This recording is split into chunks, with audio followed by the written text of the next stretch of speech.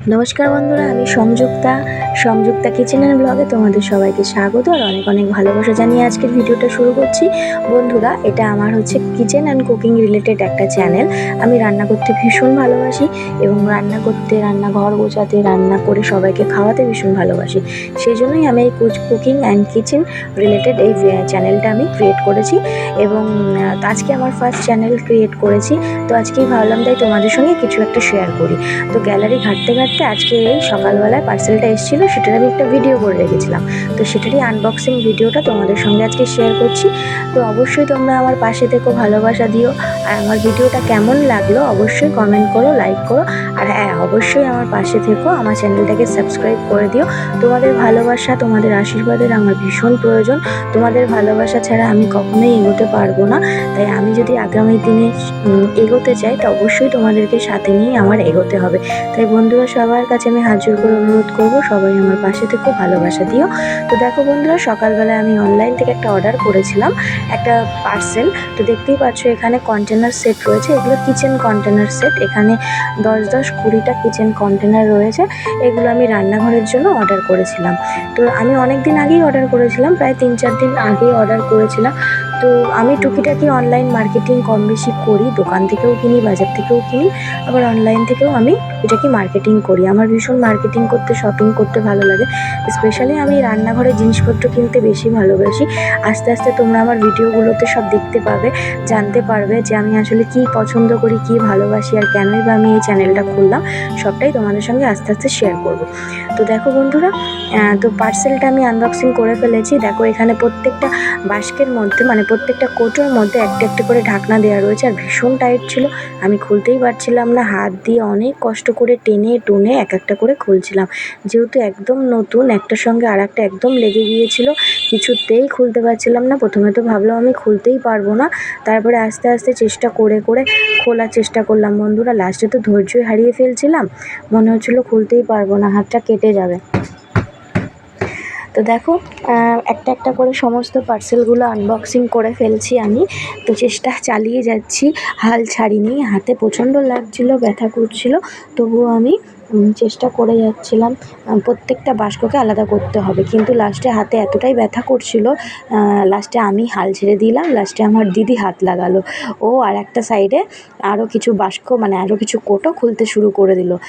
আমি যেহেতু পারছিলাম না, আমার হাতে ভীষণ, হাতের আঙুলে লাগছিল, আমি অনেকগুলো খুলেছি, বাকিগুলো তাই দিদি খুলতে হেল্প করে দিল। তো আজকে ফার্স্ট টাইম ভিডিও দিচ্ছি বন্ধুরা, ভুল ত্রুটি হলে ক্ষমা করে দিও, মার্জনা করে দিও।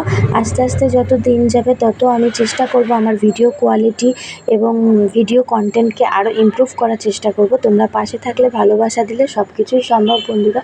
তাই সবসময় আমার পাশে থেকে ভালোবাসা দিও। আজকে একটা ছোট্ট ভিডিও তোমাদের সঙ্গে শেয়ার করলাম, জানি না কেমন হলো, এবং ভিডিওটা প্রথম দিন করেছি তো ঠিক মতন করতে পারিনি, যেহেতু আজকে আমার খেয়ালই ছিল না যে আমি এটা ইউটিউবের জন্য ভিডিও করছি বা কিছু। তো আমার এটা 16:9 ভিডিওটা করা উচিত ছিল, আমি এটা 9:16 রেশিওতে করে ফেলেছি।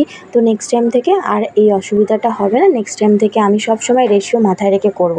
আবার দেখো, পরের ভিডিওগুলো আমি ঠিকঠাকই করেছি। দেখো, ইউটিউবে ভিডিওটা ছাড়বো বলে আমি একদম চওড়া করে ভিডিওটা করেছি, যাতে তোমাদের দেখতে সুবিধা হয়। তো দেখো বন্ধুরা, সকাল সকাল বাজার করে নিয়েছিলাম।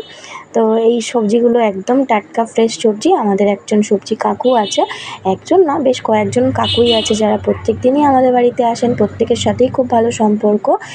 যদি কিছু না কিছু সবজি নিই, তাদের মন খারাপ হয়ে যায়। প্রত্যেক দিনই আমাদের বাড়ি আসে, 10 টাকার হোক আর 5 টাকার হোক, জিনিস তাদের কাছ থেকে নিতেই হবে। এতটাই ভালো সম্পর্ক, এতটাই ভালোবাসার সম্পর্ক তৈরি হয়ে গেছে যে আমাদের বাড়ির সামনে দিয়ে গেলে তারা একবার হলেও আমাদেরকে ডাকবে, আমাদের বাড়ির মধ্যে এসে জিজ্ঞাসা করবে মনা কী লাগবে। তো সেরকমই অনেকগুলো কাকু এসেছিলো সকাল থেকে। এগুলো একজনের কাছ থেকে নেওয়া না, অনেকের কাছ থেকেই অল্প অল্প করে নিয়ে এক জায়গায় রেখেছি। আর দেখো, আজকে গাছের থেকে এঁচড় পাড়তে গিয়েছিলাম, আর খাওয়া যাবে না, এখন যা গরম পড়ে গেছে, প্রত্যেকটা এঁচড় বতি হয়ে গেছে, আর খাওয়ার মতন নেই। দেখো বন্ধুরা, এই লাস্ট এঁচোড়টাই গাছ থেকে কাটলাম, এটাই একমাত্র ছোট ছিল। আর এঁচোড়গুলো প্রত্যেকটাই ভীষণ বড় হয়ে গিয়েছে, সেগুলো আর খাওয়ার মতন নেই, সেগুলো কাঁঠাল হয়ে গিয়েছে। তো সেগুলো তো আর খাওয়া যাবে না। আর আমি এঁচোড় খেতে বড্ড ভালোবাসি, তাই এই লাস্ট এঁচোড় খাওয়ার সুযোগটা আমি আর হাতছাড়া করলাম না। তাই গাছের থেকে একটা ছোট্ট মতন এঁচোড় ছিল লাস্ট, সেটাই কেটে নিয়ে চলে এসেছি। আর এই দেখো বন্ধুরা, তারপরে চলে এসেছিলাম ছাদে, তোমাদেরকে একটু দেখাই কীরকম কাঁঠালগুলো বড় বড় হয়ে গেছে, গায়ে কেমন লাল লাল দাগও হয়ে গেছে, ভালো মতন বতি হয়ে গেছে, গায়ের কাঁটাগুলোও বসে গেছে। আর এই দেখো বন্ধুরা, আমি সজনে গাছের বীজ লাগিয়েছিলাম টবের মধ্যে, সেখান থেকে সজনে গাছও উঠে গেছে হঠাৎ করে।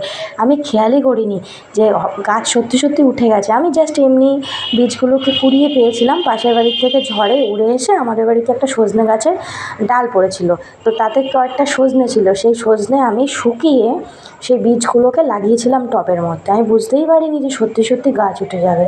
তো দেখো, তারপরে আমি সজনেগুলোকে রেখে দিয়েছিলাম টবের মধ্যে, সেটা আবার গাছ বেরিয়ে গেছে, প্রায় 5-7টা গাছ হয়েছে। দেখে তো ভীষণ ভালো লাগলো, আমি ভীষণ খুশি হয়েছি।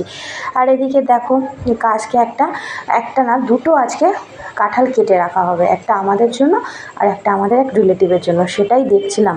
তো দেখো, ব্যাগ নিয়ে এসেছি, ব্যাগ দিয়ে কাঁঠাল পেরেছি। হাত দিয়ে পাড়তে গেলে যদি পড়ে গিয়ে ফেটে যায় বা